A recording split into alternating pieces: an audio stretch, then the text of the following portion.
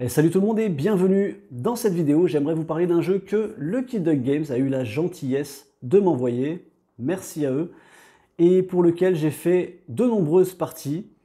Et je vais vous dire très clairement ce que j'en pense, les points positifs et négatifs. Voilà, je préfère vous préciser, ce n'est pas parce que c'est un jeu qui m'a été envoyé que je vais en dire forcément que du bien. Je vais en dire exactement ce que j'en pense. Donc je vais vous proposer un petit aperçu du matériel et puis je vais vous montrer comment ça fonctionne en partie. Et puis je vous dis ma petite conclusion et ce que j'en pense à la fin de la vidéo. C'est parti.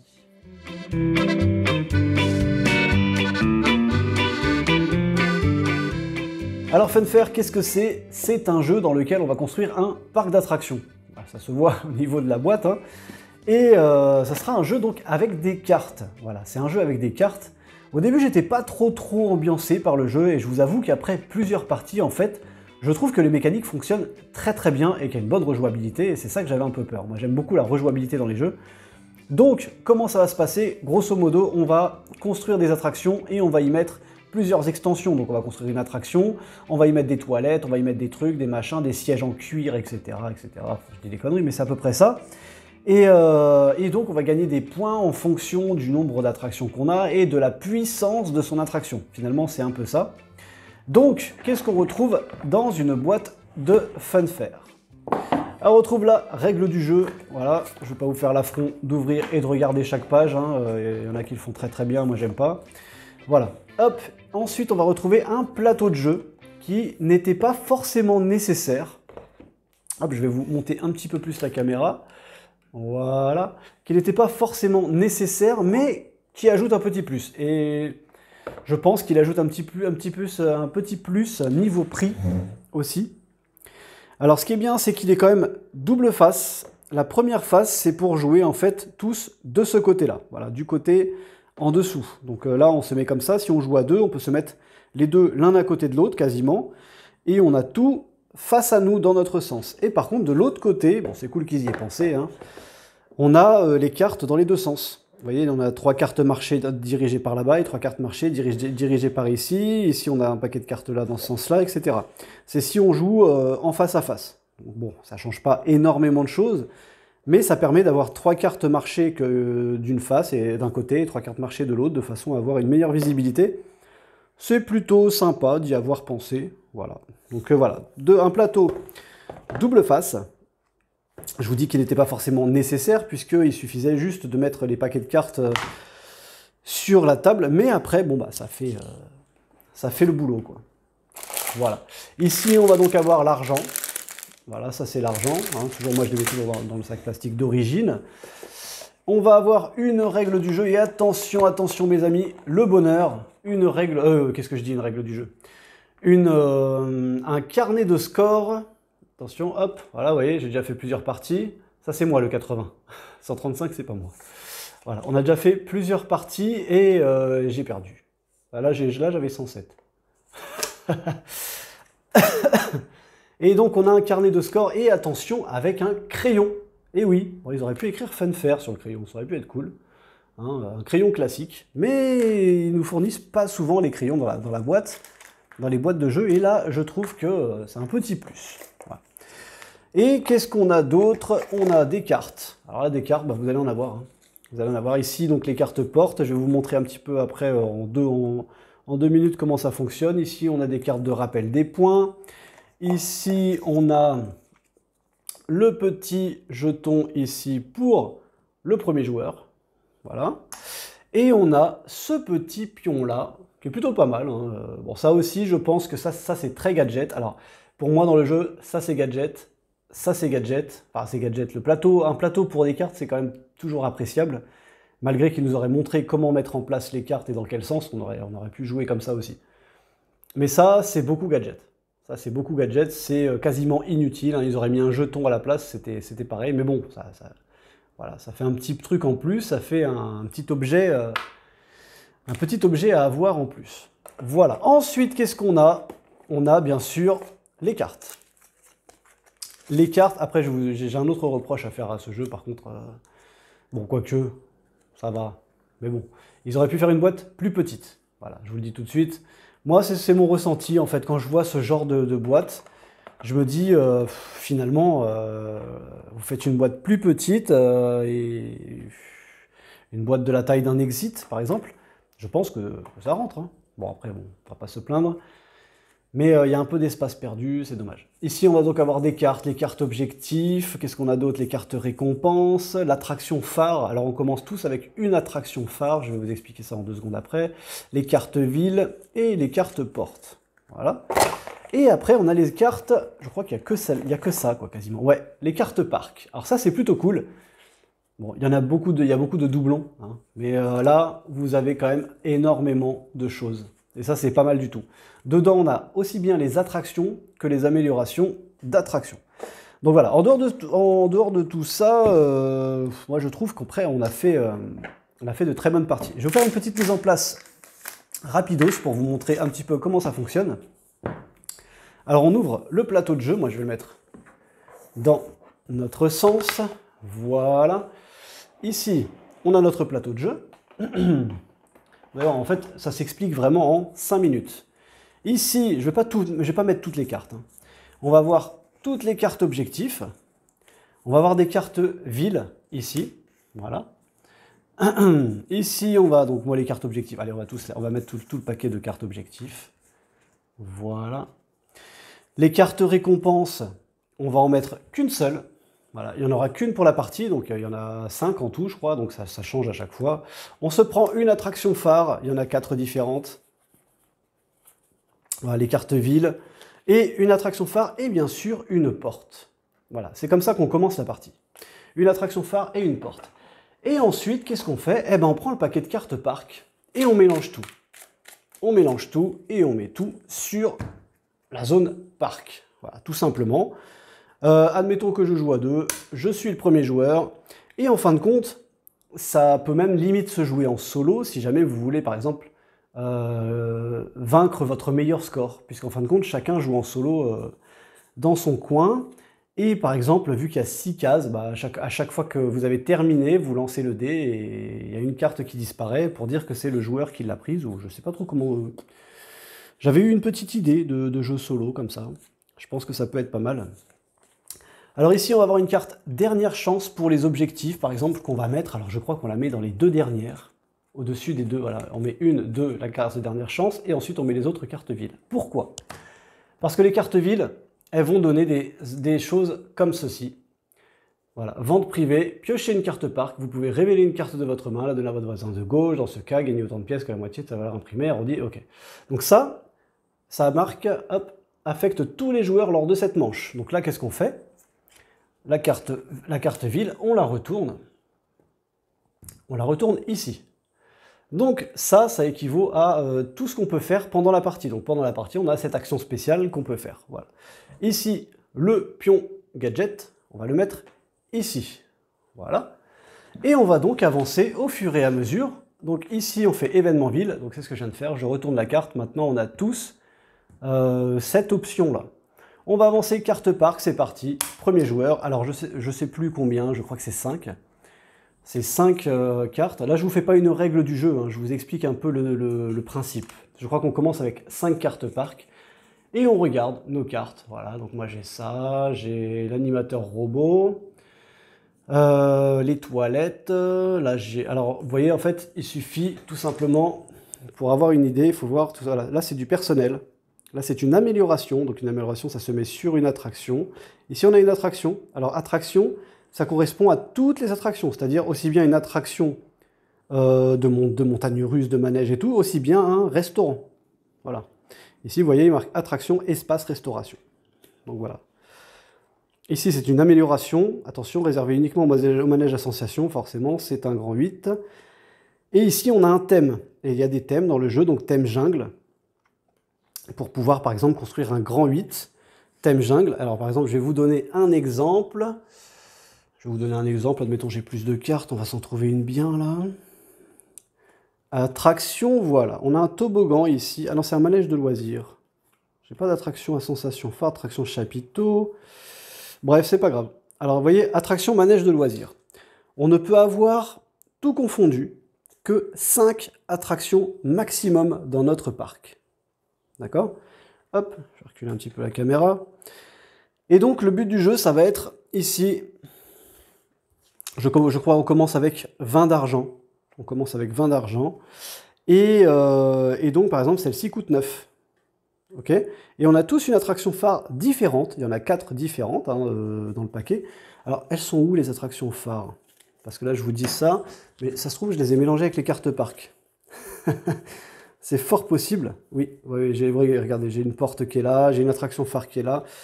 Je referai le tri des cartes, mais je les ai mélangées avec les cartes parc. C'est pas très gênant. Il y en a donc 4 différents, on en a une par joueur. Et par exemple, vous voyez ici, c'est le Tech Defender Ultra, attraction phare, manège à sensation. Elle coûte 20 pièces. Vous commencez la partie avec 20 pièces. Donc, il va falloir soit dépenser ces 20 pièces, etc. Ou alors il va falloir économiser un petit peu pour pouvoir la faire. Pourquoi? Parce qu'en fait, alors l'attraction phare, je la mets. Moi, celle-ci, par exemple, moi j'ai la mienne. Vous voyez, c'est une U4 différente. Moi, c'est la Tour Maudite. Et elle a l'air pas mal. Hein. Elle a l'air pas mal, ça doit être une sacrée attraction. Pourquoi? Eh bien, pour chaque attraction phare, vous voyez, il y a écrit la même chose en dessous de chaque attraction phare. Vous pouvez faire 4 actions par manche. Voilà.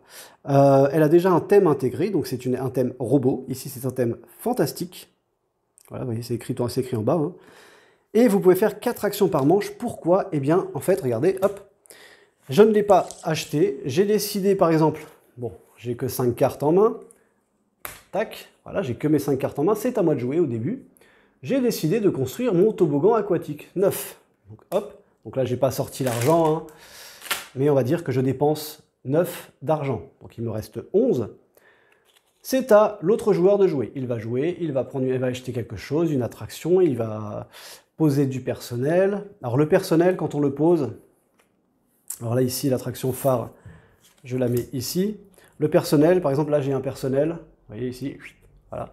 On le pose à gauche de notre porte d'entrée. Alors notre porte d'entrée, c'est vrai, je l'ai oublié de le dire, on la retourne, on a tous la même. Voilà, il est précise en bas, limite du parc, 5 attractions max, il le précise. Et elle a tout de suite un point de victoire.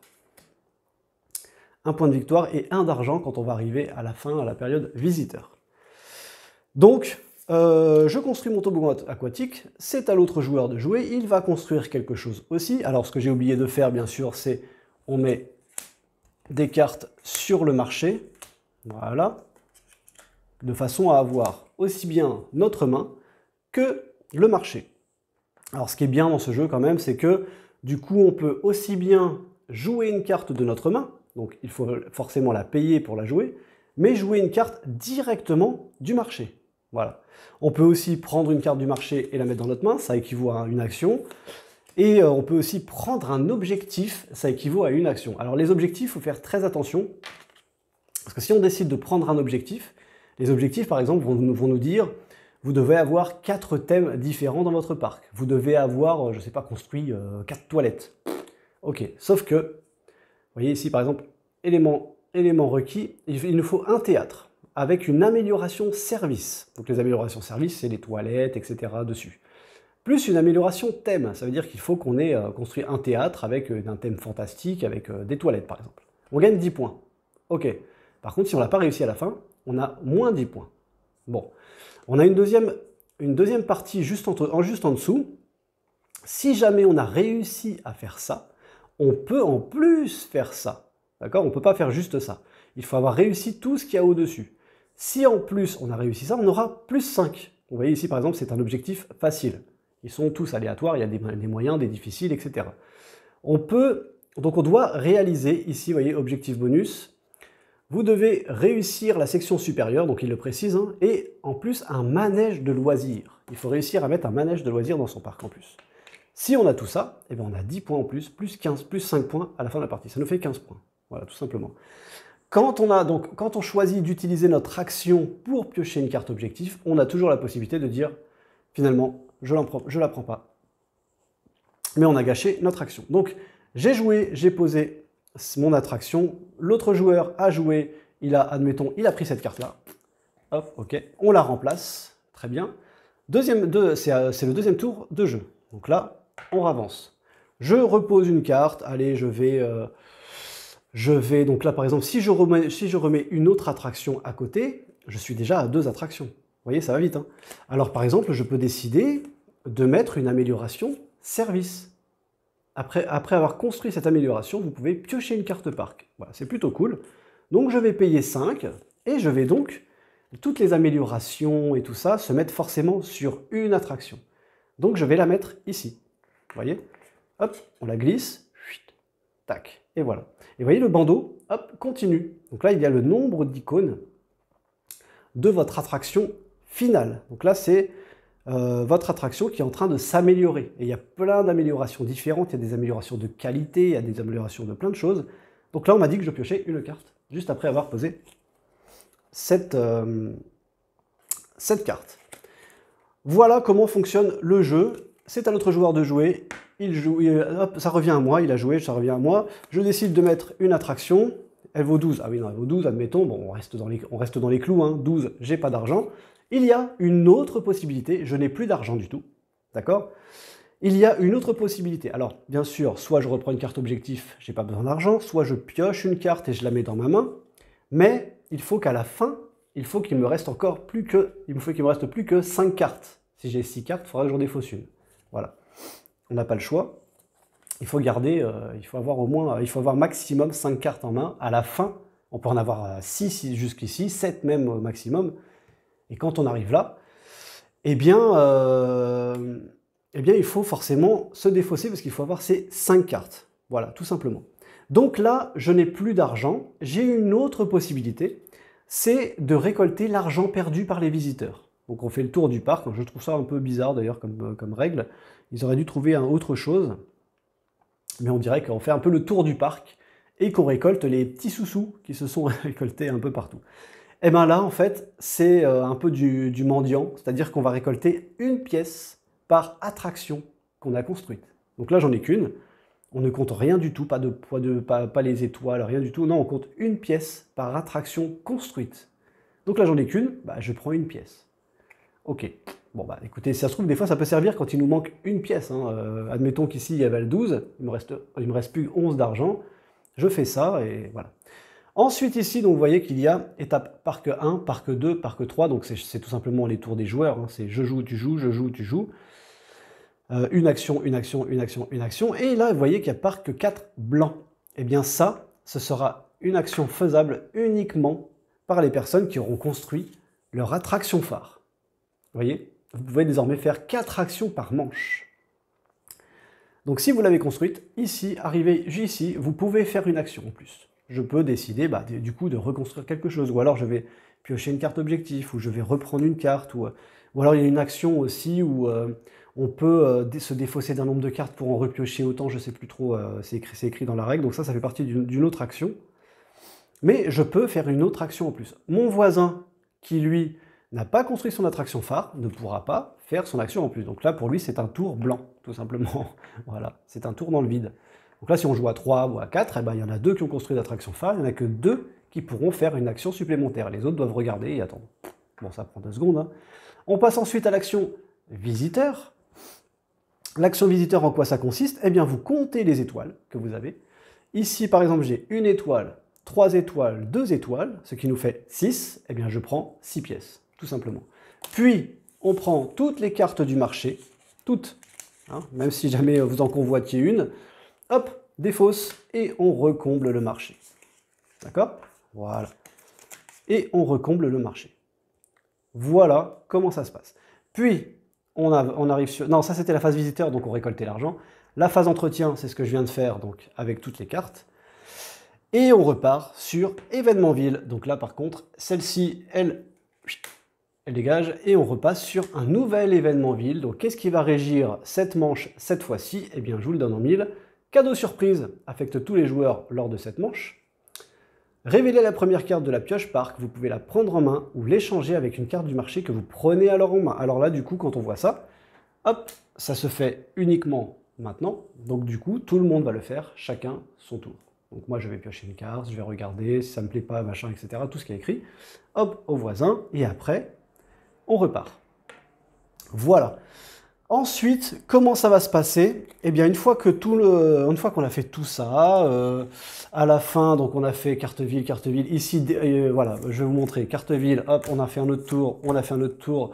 Ici, dernière chance, on la pose sur les objectifs. Donc ici, c'est notre dernière chance pour obtenir un objectif.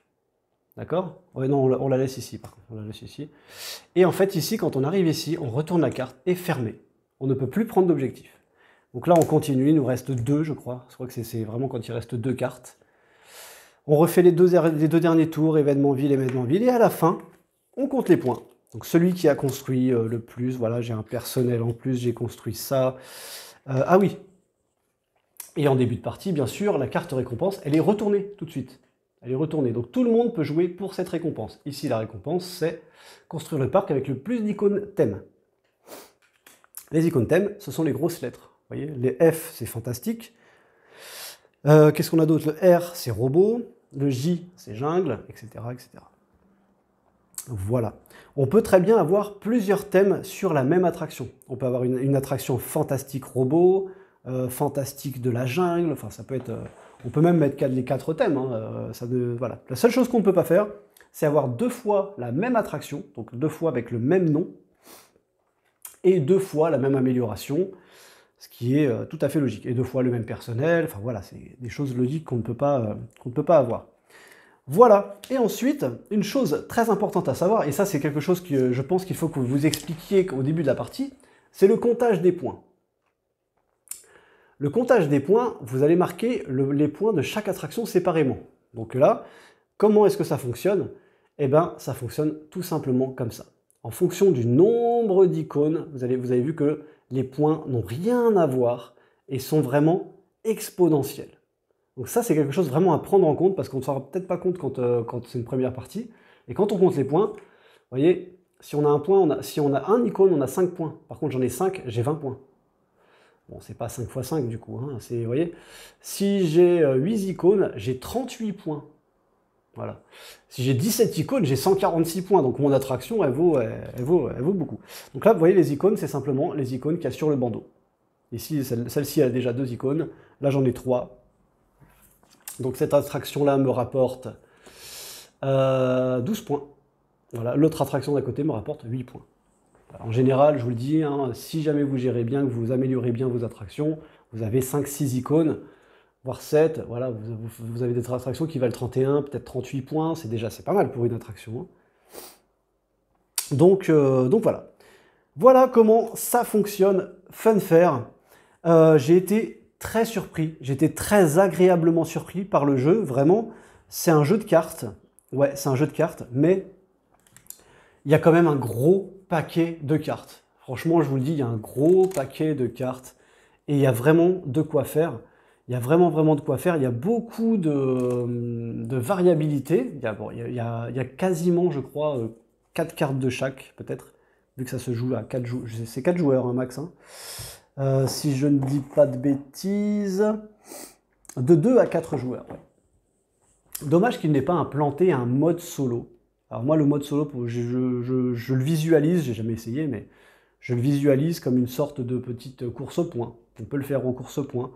Et puis vous voyez, comme ici, ça peut, pour représenter un petit peu le fait qu'un joueur puisse piocher des cartes aussi, on peut lancer un D6, et puis ça tombe sur 4, hop, j'enlève la 4e carte, hop, on la remplace. À nous de jouer. Vous voyez, à chaque fois, on peut faire quelque chose comme ça, ça peut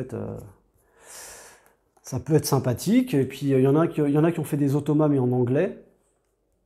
Bon, bref, dans tous les cas, c'est un jeu super familial. Et, franchement, c'est un jeu super familial. Forcément, la première partie, les personnes qui n'ont jamais joué au jeu vont vouloir faire un beau parc, vont vouloir essayer de mettre des attractions jolies, voilà. Et ils vont comprendre après que le scoring est important. Ce qu'il faut faire attention, en fait, la petite subtilité de ce jeu, ce qu'il faut faire attention, c'est on a le droit à 5 attractions. Les 5 attractions, vous n'allez pas toujours les faire. On a l'impression que c'est pas beaucoup. Mais finalement, ça suffit. 5 attractions, je vous assure que ça suffit. On switch tellement avec l'argent, c'est assez compliqué, c'est pas si simple que ça en fait. Hein, que 5 attractions, vous allez peut-être voir, peut-être forcément les faire à la fin, mais une sixième, vous n'aurez peut-être pas pu la construire non plus, puisque vous allez faire des améliorations dessus, vous voyez. Regardez ici, par exemple, j'ai tasse tourbillonnante qui a le thème fantastique. Hop, je lui rajoute un thème pirate. N'oubliez pas de regarder en dessous, hein, quand vous posez cette carte. Le thème pirate, après avoir construit cette carte, vous pouvez gagner 5 pièces. C'est cool. Ça, c'est plutôt sympa. Hop, donc on la glisse ici. Voilà. Si j'ai deux attractions, à 3 icônes. Si j'ai deux attractions à 3... Bon, il y a autre chose qui va scorer, hein, mais si j'ai deux attractions à 3 icônes, parce que vous voyez, on score tout, on score les objectifs, le nombre de pièces, le personnel, la récompense si on l'a réussi. Donc si j'ai deux attractions à 3 icônes, j'ai 12 points. Donc j'ai 24 points. 24 points pour les deux. Si j'ai une attraction à 4 icônes, bon, admettons à 5 icônes, voilà, elle a 5 icônes. Si j'ai une attraction à 5 icônes, j'ai 20 points. Donc, des fois, soit on répartit, ça c'est quelque chose qu'il faut essayer peut-être de s'assimiler, de garder ça un petit peu de côté. Parce qu'on ne sait pas forcément combien va valoir notre attraction au final. Donc voilà, c'est quelque chose à prendre en compte, ce scoring qui est un peu atypique. Voilà, qui est un peu atypique, c'est pas, on compte pas le nombre d'icônes et ça nous fait 2 points par icône. C'est vraiment atypique, vous voyez. Voilà. Donc, que dire de plus, hein, franchement, moi j'étais très agréablement surpris par le jeu. On a passé de super moments et c'est un petit casse-tête. C'est vraiment un petit casse-tête. Qu'est-ce que je pourrais faire comme reproche sur ce jeu? Au niveau du jeu lui-même, je vous le dis, il n'y a pas grand-chose, hein, vraiment, j'ai beaucoup apprécié. C'est vraiment un plaisir, merci encore à Lucky Duck Games de me l'avoir envoyé, c'est vraiment un plaisir d'y jouer. Je vous avoue que j'ai vu quelques parties, je ne l'aurais pas forcément acheté. Je ne l'aurais pas forcément acheté et à tort. Et c'est ça qui est dommage. C'est qu'en fait, des fois, je ne sais pas si ça vous fait ça aussi, mais des fois, en regardant une partie, on n'a pas forcément le truc, on regarde, on dit ouais, bof, ça n'a pas l'air top. Et quand on a le jeu en main, qu'on a les cartes, qu'on est dedans, eh bien, on trouve le jeu pas mal. Quand on est en train de réfléchir nous-mêmes à notre stratégie, je vous assure qu'on a vraiment... c'est vraiment intéressant. C'est vraiment très intéressant. On a fait, je vous dis, on a fait quoi? On a fait 3 parties. 3 parties, on a fait... Voilà. Oui, j'ai l'autre feuille. Ouais, on a fait 3 parties. Et les 3 parties étaient quand même complètement différentes. C'est-à-dire qu'on a eu une construction de parc assez différente. Il y a une partie où j'ai eu énormément de personnel. Et il y a une partie où j'ai eu qu'un seul personnel, parce que je me suis plus orienté sur les attractions, et que ça tombait vraiment plus... c'était beaucoup plus intéressant pour moi d'installer la climatisation, parce que voilà, elle vous rapporte quand même 1 point. Vous voyez, alors que des fois, c'est en fonction de votre stratégie, hein.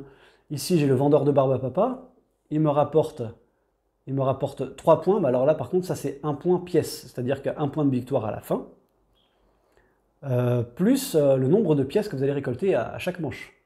Lui, il ne rapporte aucune pièce. Par contre, une fois l'étape visiteur, gagnez 3 pièces supplémentaires pour chaque manège de loisirs de votre parc. Donc voilà, c'est à vous de voir si jamais c'est intéressant de le mettre. Est-ce que j'ai des manèges de loisirs? Oui, j'en ai... Bah regardez, moi là ça serait intéressant. Hop là, pardon. Ça serait intéressant, j'en ai 2. Le toboggan aquatique est une attraction manège de loisirs, les tasses tourbillonnantes sont une attraction manège de loisirs. Voilà. Il y a des manèges à sensations fortes, il y a des manèges... Voilà, il y a pas mal de choses. Donc voilà. Voilà comment fonctionne ce jeu. Et vous savez quasiment tout. Là, vous savez quasiment tout. Et à partir de là, bah, vous faites vos tours de jeu, vous regardez les cartes, vous regardez bien les étoiles, qu'est-ce qu'elles peuvent vous rapporter, les icônes, si jamais les icônes, ça peut... En fait, c'est un jeu qui paraît simple. Il est familial, hein. Vous pouvez y jouer avec vos parents, avec votre grand-mère, elle va très très vite comprendre le jeu. Même un enfant de 10 ans peut comprendre, hein. C'est à partir de quel âge? À partir de 12 ans. Un enfant de 10 ans peut comprendre, hein. Voilà, hein. Moi j'ai joué avec mon fils qui a 11 ans, et il a compris tout de suite, hein. C'est un enfant de 10 ans, pour moi, peut comprendre ce jeu. Mais il n'est pas simpliste. Il n'est pas simpliste, c'est-à-dire qu'il y a vraiment un petit côté stratégie. J'aime beaucoup ça, ce côté, est-ce que je joue ou est-ce que je pioche un objectif? Ça, c'est plutôt pas mal. Ça me fait penser à Takenoko. Ça n'a rien à voir, hein, mais dans Takenoko, c'était le même principe. C'était une action d'aller chercher un objectif. Ça, c'est plutôt intéressant. Donc c'est à nous de voir si on peut se faire des objectifs ou pas. On a le principe des villes qui régissent une petite règle à chaque tour. Voilà, moi je trouve ça plutôt cool. Et on a la petite récompense finale si quelqu'un arrive à la faire. Voilà, donc on joue sur plusieurs tableaux, finalement. On joue sur plusieurs tableaux, on essaye de scorer sur plusieurs tableaux. Et en dehors du scoring, on a quand même cette petite impression de construire son parc d'attractions. C'est toujours sympa de construire un parc et de se dire, tiens, je vais rajouter un thème. Et regardez, j'ai un toboggan, thème fantastique. Voilà, c'est imaginatif, c'est pas mal. Et ouais, non, je trouve ça cool. Je trouve ça cool. Voilà. Alors, je pense que la surproduction matérielle de ce jeu a quand même joué à sa vente. Forcément, quand on voit le jeu et qu'on a cette petite figurine et qu'on a un plateau de jeu, ça fait plus matériel, on a envie d'un peu plus l'acheter. Si on n'avait eu aucun de tout ça, si je vous présente le jeu comme ça, admettons, on va essayer, j'ai jamais essayé, tiens. Regardez, on va essayer, ça va être cool. On va voir ce que ça donne. Si jamais on enlève toutes les cartes, qu'on enlève, hop là, là on aurait pu l'avoir à peut-être 15 €. Hop là, fais-moi le point. Hop là. Là. Et qu'on nous dit, eh ben écoutez, vous mettez le paquet de cartes, vous mettez le paquet de villes, vous sortez un objectif ici, et votre paquet objectif ici, et que vous faites une rivière de cartes. Voilà, donc là, hop, on va mettre une rivière de cartes. Voilà. Et on joue comme ça. On peut jouer comme ça, finalement. Et que, bah écoutez, après, il faudrait trouver un moyen de pouvoir faire les étapes. Et bah, les étapes, on peut dire, il y a combien? Il y a 6 cases, fais voir un peu. Regarde, fais voir. Mais bon, après, il faut être capable de se rappeler de tout ça. Donc le plateau de jeu est quand même intéressant. On a combien de cases? 1, 2, 3, 4, 5, 6, 7. Bon, on aurait pu faire 1, 2, 3. Je veux dire, vous voyez ce que je veux dire? Mais le jeu n'aurait pas eu le même cachet. Le jeu n'aurait pas forcément eu le même attrait. Donc voilà. Voilà. Bon, mis à part ça, moi je suis plus trop fan moi, de ce genre de boîte cartonnée. Vous voyez, où il y a tout ça de vide et alors que finalement on aurait pu faire plus petit. Mais on va pas se plaindre. Niveau rangement, j'ai fait de la daube. Niveau rangement, ça fait le boulot quand même, hein, parce qu'on a quand même pas mal de choses à ranger. Mais c'est toujours un petit peu trop ces inserts en carton. Bon, j'ai pas envie de dire à la FFG, mais presque, hein, parce que c'est pas. Je le remettrai après. Ça y est, ça m'a saoulé. J'ai fait le con. Donc voilà. Voilà donc pour Funfair. J'espère que je vous aurai donné envie d'y jouer parce que vraiment, ça vaut le coup. Je vous conseille vraiment de l'essayer. C'est un très bon jeu. C'est un très très bon jeu. C'est le genre de jeu où en fait on a... Enfin, ce que je veux dire, c'est que c'est le genre de jeu qui... On a l'impression qu'il est passé. Parce qu'il n'est pas sorti hier. Hein. Il n'est pas sorti hier. Mais on a l'impression qu'il est passé et plus personne n'en parle. Et c'est dommage. Vraiment, c'est dommage. Alors, je vous le dis, hein, je dis pas ça parce que je veux dire du bien du jeu, absolument. Je vous dis vraiment ça parce que le jeu, j'ai vraiment aimé et que on passe un bon moment. En dehors d'un bon moment, on passe vraiment un super moment tactique. Moi, j'aime beaucoup. Hein. On me dit, on joue à Funfair. Oui, vas-y, je joue. Hein. Moi, je suis content. Vraiment, je suis content. C'est très sympa. Voilà. C'est juste dommage qu'il n'y ait pas un petit mode solo pour se faire un petit défi. Vous voyez, quand on a un petit coin de table, on aurait pu se mettre le plateau, on sort nos cartes, et puis qu'il y ait une sorte de petit défi. Si vous avez une petite idée bien sympathique pour un mode solo pour ce jeu, moi je suis preneur.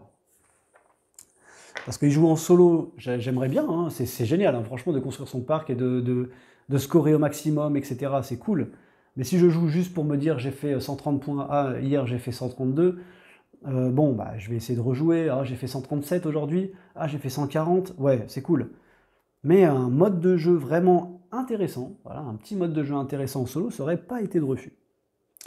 Voilà donc pour Funfair les amis.